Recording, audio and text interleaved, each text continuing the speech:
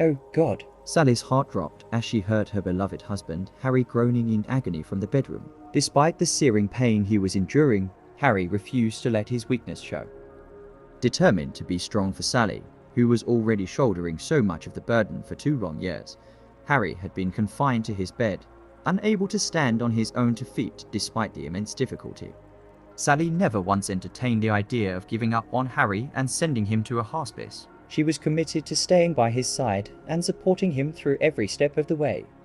People around them supported the couple as much as they could with words and hugs, and despite the difficult circumstances, they found solace in the kindness of those around them. Then there was Rhonda, the persistent friend who never fails to offer her unsolicited advice and opinions. This time, her approach was sudden and surprising. "Sally, I know it's not in my business, but you're going to hurt yourself. Why do you have to go through this? You're pretty and still so young. Think about what Rhonda said to her one day." "What are you talking about, Rhonda?" I expected you to say something nicer than that Sally was disappointed in her close friend. Sally was still young and had a lot of potential for a fulfilling future, but her prospects were now darkened by Harry's devastating illness. The burden of the situation was overwhelming, causing her to weep as she was filled with emotions. The sadness in her eyes reflected the intense love she had for her husband and the pain she felt at witnessing his suffering. As Sally cooked breakfast, she couldn't help but think back to the beginning of their love story. 10 years prior, as a young student on the brink of graduation, she had fallen deeply in love with her philosophy professor, who was 23 years her senior. With his smooth, velvety voice and eloquent words, he had captivated her completely. Sally was just one of many young women charmed by the professor's charisma, but for her, he held a special place in her heart. The love she felt for him was all-consuming, and in that moment, nothing else in the world seemed to matter. Sally came from a wealthy but small family consisting only of her and her mother. Mrs. Gardner, sadly, her grandparents had passed away years ago. The infertility of Sally's grandmother, Mrs. Foyle, was the root cause of the small family. Mrs. Foyle was only able to conceive at the age of 45, unlike Sally's mother, who had given birth to Sally at the age of 30. Sally's father was somewhere out in the world, having chosen to run away. When he learned of Mrs. Garner's pregnancy, he was not interested in starting a family and only wanted to have a relationship with Mrs. Gardner with no strings attached. He was 10 years older than her, but when faced with the prospect of fatherhood, he chose to flee instead of stepping up and accepting his responsibilities. She made the difficult but selfless decision to raise Sally on her own, putting her daughter's well-being above her own desire for a complete family, despite the challenges of raising a child on her own. Mrs. Garner was determined to be an independent woman and provide for Sally. However, she soon found out that raising a child was not as easy as it seemed, and she was grateful for the support of her wealthy parents, who were always ready to help. Assuring Mrs. Garner that they could handle many things and insist on raising their granddaughter Sally. Sally's grandfather, Mr. Foyle, was a self-made man who had built his own wealth from the ground up.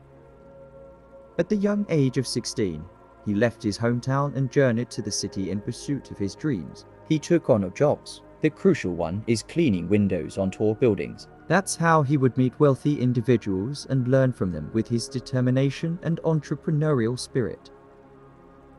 Mr. Foyle was able to build a successful construction business and become a millionaire by the age of 25. Thanks to this success, the family was financially secure and did not have to worry about financial struggles hurt by the betrayal of the man she loved. Mrs. Garner found it difficult to trust and love again. She saw only negativity and selfishness in men and felt no need for their attention. Instead, she poured all of her energy and love into raising her daughter Sally. Mrs. Gardner was immensely proud of her daughter, who brought joy to her life with her many talents and loving nature. Sally was truly one of a kind and brought happiness and fulfillment to her mother's life. Sally excelled in school and was particularly gifted in the arts. After high school, she went on to study interior design at a university, where she eventually landed a prestigious job at a design company in Europe. Her CEO workers and core colleagues recognized her talent and saw a bright future ahead of her if she continued to develop her skills and work hard at the company. but for some reason, Sally decided to pursue her master's degree. When Sally turned 20, the sudden loss of her grandparents with a difference in just a week was a big shock for her and Mrs. Garner. They had lost not only their parents, but also the source of love, comfort, and support in their lives. Mrs. Gardner especially took the loss of her parents hard, as she had been very close to them. They used to share everything with each other and would often talk for hours on end. In their absence, the big house that was once filled with laughter and love became quiet and somber. The memories of them were everywhere, and it felt like they were still there, but their physical presence was greatly missed. Adding insult to injury, the relationship between mother and daughter also deteriorated during that period of their lives. It all started when Sally went back to school to pursue her master's. She fell in love with her professor, who was in his late 50s. Mrs. Garner didn't like where it was going at all when Sally brought her boyfriend to meet her mother. Mrs. Garner was taken aback by his age. He was nearly the same age as her. Despite him being a well-respected professor, Mrs. Garner was able to see right through him and was not impressed by the relationship. The relationship between mother and daughter was only getting worse. Mrs. Gardner was not the one in love with Magnus, which meant she could objectively assess the whole picture. She was able to draw from her own past experience with a similar gentleman to warn Sally about the pitfalls of rushing into a relationship despite their mother's warnings. Sally seemed determined to ignore any warning signs or red flags. Mrs. Garner felt helpless as she tried to explain to her daughter that her feelings were likely just temporary and that it takes time to truly get to know someone. But Sally was resolute in her feelings and refused to listen to her mother's advice, determined to protect her daughter. Mrs. Garner decided to take matters into her own hands and launched her own investigation into the professor's background. With the help of her influential friends in Europe, she was able to uncover some disturbing details about the man who was supposedly going to be her son-in-law. It was revealed that the professor had a history of seducing young students. He would care for select victims who are usually attractive and talented young women who are struggling with their studies. Mrs. Garner's investigation also uncovered evidence of the professor's financial instability, as she discovered several loans under his name that were consistently overdue. At first, she tried to talk to her daughter and express her concerns, but Sally was stubborn and refused to listen. Mrs. Garner was eventually forced to take a more direct approach and demand that Sally and her relationship with the professor change. She believed that the older man was only using her daughter for monetary gain given her family's wealth. This led to numerous confrontations between the two generations, each one becoming increasingly heated. Mrs. Garner would say he's going to use you, and then when he's taken what he wants, he'll get rid of you. I've seen people like him before. They both knew that Sally was born as a result of a relationship that wasn't going anywhere. However, Mrs. Garner believed that in their case, they were young and naive. This was different as the professor was a man who deliberately targeted young and wealthy women, using them for his own gain and then discarding them once he was done. Sally wanted Magnus to meet her mother again. Despite Mrs. Garner's warnings, Magnus put on a show of being a romantic man who had finally found the soulmate. However, as soon as he realized how wealthy they actually were, he saw an even bigger opportunity. At the time, Magnus was staying in a university-provided apartment because the bank had taken his own. He was now picturing how he paid off all his debts. His main goal was to create a rift between Sally and her mother and to split their fortune. Sadly, part of his plan worked, and the relationship between Sally and her mother became increasingly strained after a few days of staying with Sally and Mrs. Garner. Magnus left the house early in the morning, leaving behind a note on Sally's bedside table. The note read that it was either him or her mother. The situation was devastating for Sally, who was torn between her love for Magnus and her loyalty to her mother. The raindrops fell heavily on the ground, matching the somber mood of the situation. Sally was leaving, and Mrs. Garner could do nothing to stop her despite her efforts to protect her daughter. Sally had made up her mind to be with Magnus before coming to meet Mrs. Gardner.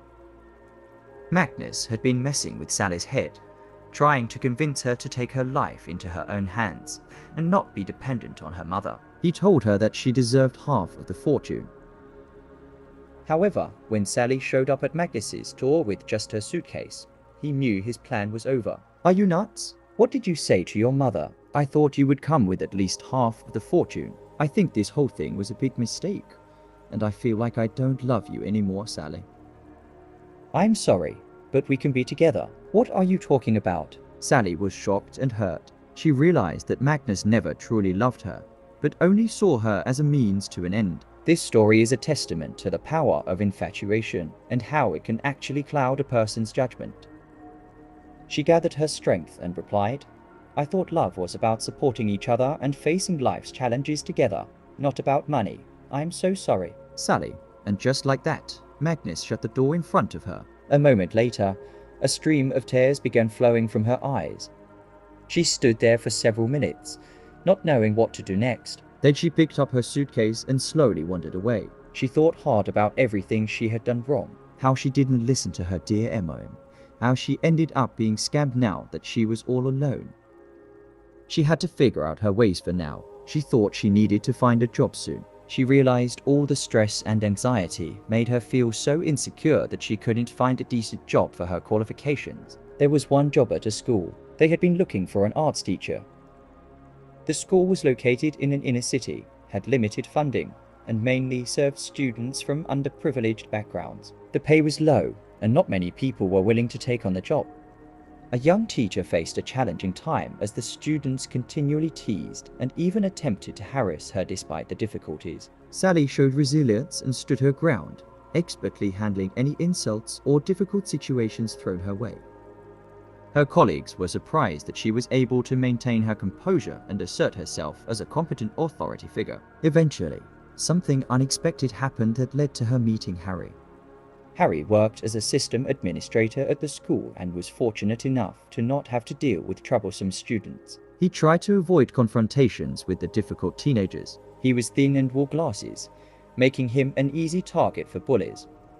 He secretly liked Sally, but was too shy and lacked the confidence to approach her. For now, he remained a spectator, until one day, despite his nervousness, Harry mustered up the courage to approach Sally.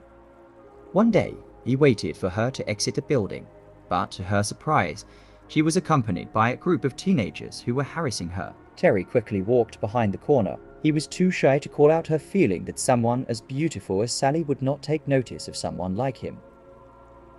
The teenagers were much bolder and continued to shout insults at her. Harry, hesitant about his next move, decided just to follow them as they walked around the corner. The leader of the group, Liam, said to Sally, "Let's talk now, huh? You're too confident in the classroom," along with two other classmates. Liam pounced on Sally, and they suddenly started pulling her into an alleyway. They were out of control, seemingly under the influence of some kind of substance. Sally desperately cried out for help as she was being dragged down the alleyway. Just when she thought all hope was lost, a thin young man appeared from the other end of the alleyway. She recognized him as a geek from the school, and he was armed with a stick. Harry confronted the bullies and demanded that they leave her alone. The bullies greeted Harry's arrival with mocking laughter and quickly turned their attention to him. The situation was about to turn into a double attack, but Sally took action that she never thought she was capable of. She grabbed a brick from the ground and swung it at Liam, hitting him on the shoulder. The blow was hard enough that Liam immediately retreated and raised his hands in surrender. Then she started screaming at them hysterically, like a wounded dog. The other two bullies stopped their attack and fled the scene, but they did manage to jump on Harry on the way and beat him up. Harry was left badly injured and spent a week recovering. Sally checked up on him the whole week after the attack in which the teenagers were reported, and they were expected to be sent to juvenile detention. This event had a significant impact on the school as the rest of the students began to show more respect towards the young teacher. After all, she dealt with one of the most difficult kids in the school. From that point on, no student dared to misbehave in her class. Harry and Sally became close friends over the years, but Harry never dared to reveal the deeper feelings he had for her. He was afraid that confessing his love would lead to rejection at the end of their friendship, and he couldn't bear the thought of never hearing Sally's cheerful laughter again. When Harry finally confessed his love to Sally, she was overjoyed. She had been secretly in love with him too, but she was also afraid of ruining their friendship. From that moment on, they started a new chapter in their lives and became a happy couple.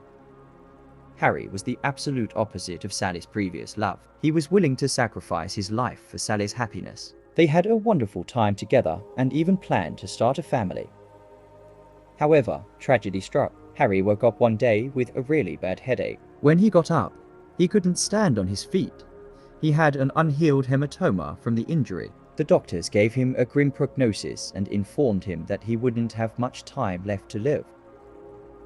The only hope they had was a costly procedure at a clinic, which they couldn't afford. Sally considered asking her mother for help, but her mother had sold her home and disappeared. Without a trace wanting to leave her past behind, Sally had to leave school to take care of Harry, but they needed some kind of income. She looked for something part-time for a while and found one. A wealthy household needed a cleaner. She was happy they hired her, even though the residents appeared to be haughty and harsh towards her. But Sally didn't care about the way she was treated as long as she was getting paid weekly. While cleaning the house, she noticed a framed portrait on the wall and couldn't believe her eyes. That was her childhood photo. She was overwhelmed by memories but confused as to what her portrait was doing in this house. The owner said that they purchased the house recently and the previous owners must have forgotten to take it. It didn't really sound suspicious to Sally. She figured her mother must have lived in this house, and when she moved down, she left a portrait. Sally thought she probably left it there on purpose since she was upset with her. Her heart ached at the moment. She really wished she could visit her mother and give her a hug. But after all that happened, she was afraid her MOM would not let her near her. But she was wrong. They asked Sally to just clean up downstairs and ignore upstairs. They said their mentally ill sister had been living with them and she'd been going through a difficult time. Sally thought it's even better for her as she won't have to do much work. While she was dusting the TV stand in the hallway, she heard a low moan from upstairs. She stopped and listened. The mourning continued and was full of pain. As much as Sally wanted to mind her own business, it was difficult to ignore the moaning. She was familiar with this type of moaning as it indicated that the person was in severe pain. When Harry had headaches, he would moan like that. She couldn't take it anymore and went upstairs. She slowly approached the door and noticed the key in the lock. The whole situation was getting more suspicious, and she wondered why the door was locked from the outside. Something wasn't right. Eventually, Sally summoned all of her courage and opened the door silently. To her shock, she found her mother lying on the bed inside. She looked like she'd been tortured. There were black shadows around her eyes, and her lips indicated she was dehydrated. She was lying on the bed with her eyes closed. When Sally came in, she opened her eyes, but she was looking somewhere off to the side. Sally realized she couldn't see. She slowly approached her mother and spoke to her. When her mother recognized Sally's voice, they both hugged and cried. The couple was arrested. Upon their return, Sally was stunned when her mother told the whole story. Bridget showed up one day, claiming she was her half-sister. As it turned out, Sally's grandfather made a mistake when he was younger by giving into a momentary attraction, which he regretted for the rest of his life. As a result, an illegitimate daughter was born, Bridget. Mrs. Gardner's half-sister was a troubled woman who had been in and out of prison many times. Bridget had never known that her father was a wealthy man. However, after her mother's death, she discovered unsent letters from her mother, which revealed the truth to her. She and her husband then searched for her half-sister and demanded that she share the inheritance with them. Surprisingly, Mrs. Garner agreed to do that, but only on the condition that Bridget take a DNA test. Since the criminals thought the DNA test was too risky for their identities, they devised a plan to steal the inheritance. They poisoned and paralyzed Sally's mother as part of their strategy to steal her house. Fortunately, Sally disrupted their plans, preventing them from achieving their goal. Neither Sally nor her mother could have imagined that they would reunite under such distressing circumstances, but their meeting had a lasting impact on their lives. Despite only a few months passing, happiness has been restored to their family. Harry made a full recovery after receiving treatment at an expensive clinic. Mrs. Garner also fully recovered from the poisoning. Sally apologized and asked for forgiveness. She learned some important lessons, the most significant of which was her association with the professor. If it weren't for the professor, she would never have met Harry, and now she was expecting a child with him. Sally happily shared the news with everyone. When Harry and Mrs. Gardner heard the news, they were so happy and celebrated it. Sally continued working as an arts teacher at school. She was one of the most energetic teachers. She wasn't really happy about the teenagers who were going to spend time in juvenile detention. After all, they were just kids. In fact, if it weren't for them, Harry would never have gotten sick, and she wouldn't have saved her mother. Therefore, even though she was the victim of assault, she was planning to ask the judges to be lenient. Harry and Sally decided to devote their time to working with the difficult kids at school and helping them make the right choices.